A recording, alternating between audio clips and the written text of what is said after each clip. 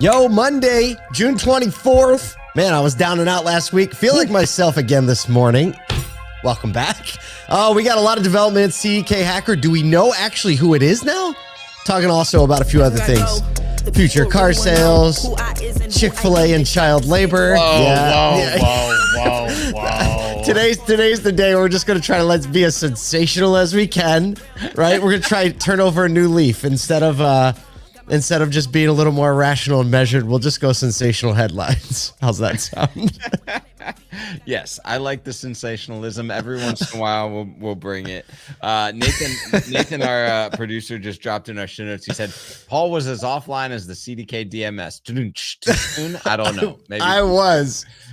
I still don't know who would have felt worse, but I was full on not myself. Like, I can guarantee you CDK felt worse than you did on Friday. So. Yeah, they wish they just had my situation. Right. That's it. Everybody in the executive office. Give me a cold. Give me a hard cold, you know? Just give me the ability to like be in bed for a minute. Right. Yeah. Something like that. Hey, the live stream, we had a live stream last Friday. I actually watched it like in fetal position in bed. I had it like propped up next to me and I was watching you all do the live stream. You did such a great job single hosting, right? No co-host going in with the old monologue. Dude, that's old school. That reminded me. I was like, this is just like the original ASOTU stuff. It just was. The man and his desk, right? The only thing you were missing was a pen. I know, right? Just I didn't have little the pen. I wasn't clicking anything, you know. Yeah, you had a little bit of more of a handle on the situation than we did back then, I think. A little more confidence. But either way, I'll throw that back up, Nathan. We did have a live stream. You can go back and watch it. Basically, when this hit, we started coordinating, getting dealers and industry partners together to share best practices about what they were doing. Some great stuff came out of that. You can go back now and watch it. The link is in the show notes. I'm trying to think the other best way to get to it. I mean, it's on our YouTube page, ASOTU. It was actually, if you go to ASOTU.com/outage resources. Perfect. Outage resources.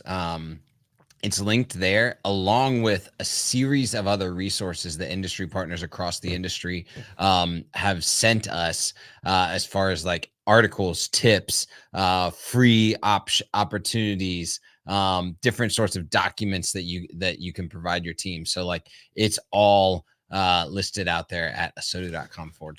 And there was a heck of a list too, right? We had dealers, Damon Lester, Alan Brown. We had Brian Kramer on. We had Dan Shine, Automotive News on, Todd Caputo. We had a lot of people just sharing a broad variety of things, and the resource list, we got your back. And now, because we did it on Friday, like you can watch it at 1.5 speed. Whoa. Easy. Like a podcast on it. Yes, absolutely. Absolutely. What else? We're doing a webinar this week too, the 26th. So Wednesday, coming in hot with a webinar. It's a ASOTU Edge webinar. So real quick shot, 20, 30 minutes, having a lot of fun while we're learning a few things called Reawakening Your Dealership with our friends at Activator. Probably kind of timely, actually. We have Bobby Goudreau, Mike Whitlow of Activator, and Jake Blair, who's the GM of Tyndall Mazda Southtown, basically talking about strategies, get this, to rebuild trust and adapt to new customer behaviors. It's never ending. Always got to do it.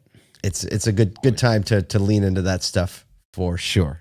You can get that by also going to ASOTU.com and you just scroll for a second, or maybe it's even above the fold now. You just click on it, join us, you'll get the recording. You can be there in person. It's fun to be in person because you can ask live questions and try to mess us up. Try. Speaking messed up. Oh, segue. Thank you. There you go. We needed a strong segue coming back into life here. So as of this weekend, we all kind of have been following and watching the news that CDK Global has initiated the restoration process. So it looks like we are on the tail end. We don't know how long it's going to be following the crippling cyber attacks referred to by them over the weekend as a ransom event. So a lot more information actually at this point. The process is expected to take several days as they restore data, restore systems, and try to bring dealers some relief. Basically, dealers have been all over re-innovating how to do the thing, how to sell cars, how to write ROs. Meanwhile, so this was sent to me by a dealer yesterday, a report from I guess, I don't know. We'll call it a nerd website called bleepingcomputer.com. If they had a soundtrack, it would sound like, oh, do I have the nerd alert one? I haven't pressed it in so long. I used to have a nerd alert button. But basically, a report by this website called bleepingcomputer.com claims to know the hacking group responsible for the hack, citing some anonymous sources that have also been providing them accurate data throughout this whole thing. Basically, the group is known as BlackSuit, one word, launched in May 2023, believed to be a rebrand of Royal Ransomware, which was a notorious hacker group. The Conti cybercrime syndicate, said to have originated in Russia and European origins, have hacked the city of Dallas. The FBI and the CISA have linked them to similar tactics, similar coding across all of their encryption platforms, and tied them to over 350 attacks and over 275 million in ransom demands since September 2022. So wow. That's what it seems to be right now, right? Like, we're reporting what it seems to be. We don't know nothing for definitive sure. has come out. And I mean, there was some speculation on the same group that did the MGM attacks last fall as well. So there's still a lot of speculation. Apparently, CDK Global has paid the ransom in order to complete the restoration process. There were some like deep blog threads and even Reddit threads on this over the weekend. So still a lot to come out from official news, but it seems like things are in progress, and we're probably a few days away from CDK restoring a lot of dealership operations. So still a little bit of time to be had until we get kind of full up and running, but seems like things are on a good path. But man, what a week. Well, I think there's going to be a lot of new conversations started as a result of this around security. I mean, I've heard you talk about security, especially as we work with some public groups and things like this. You talk about these layers of security and how important they are. And, for me, I'm like, yeah, it sounds important. But I think people like me who are like, yeah, it sounds important, like 2 weeks ago, are like, tell me more. Well, I mean, you even on Friday, I got an email from NIADA saying that they had some email hacking happening, and so some people had gotten into emails. Yeah, I saw that. So that was a new one. This is when you look at auto, right? Because auto, we don't recognize this, but really we are financial institutions when it comes to the available data. So when you look at auto, it's very, very similar to like an Equifax or a TransUnion in the amount of data that is held. And a lot of the data is held by third parties, is held by contracted entities. And the scary thing for me is that so many dealers are being brought into this world of like having a hosted CDP or having their own internal CDP, and the recognition of what that demands of you, burden, yes, from a data security perspective, has to be there, because these platforms have to bake it in. Your employees have to know what they can download and not download, email and not email. I wouldn't be surprised if you start seeing dealer groups adapt things like ISO or SOC 2, because they really are software companies for the people who don't know. Can you explain ISO and SOC 2? Yeah, so they're basically it's SOC 2, by the way. SOC. Yeah, so it's essentially two different ways of looking at your data storage policies, as well as like your data communications and login policies, like where you can be logged in, where you can't be logged in, what data you can store locally or in clouds, what your password management solutions are, what your even device management, messaging communications, and it all rolls up into policies that have to be clearly communicated and audited on a biannual basis. And so like that type of rigor that software companies like a CDK or a Reynolds or, any of these larger companies actually go through are now going to probably put it into the dealer's hands, because that level of data scrutiny is going to be right on these larger consolidated groups. Well, a lot of times we see these types of wake up calls lead to overall better security, overall better experience moving in the future. Unfortunately, we had to learn it this way, and still our best wishes and all the support to our friends at CDK. Absolutely. And any dealer who's on the platform that we can help with, please, if there's nothing in the resource center, or if you need a connection, you need an introduction, you need some ideas, whatever, reach out, crew@ASOTU.com. If you have our information, just reach out directly. And speaking of going direct. Hey. Segue. Just hit me. Hyundai Motor America is encouraging more dealers to join its Amazon retail program ahead of its consumer launch later this year. If you remember, they've just been allowing the platform to be open to employees. Right. Randy Parker, Hyundai's U.S. CEO, updated dealers on the program's progress, enabling shoppers to buy a Hyundai completely online on the Amazon platform.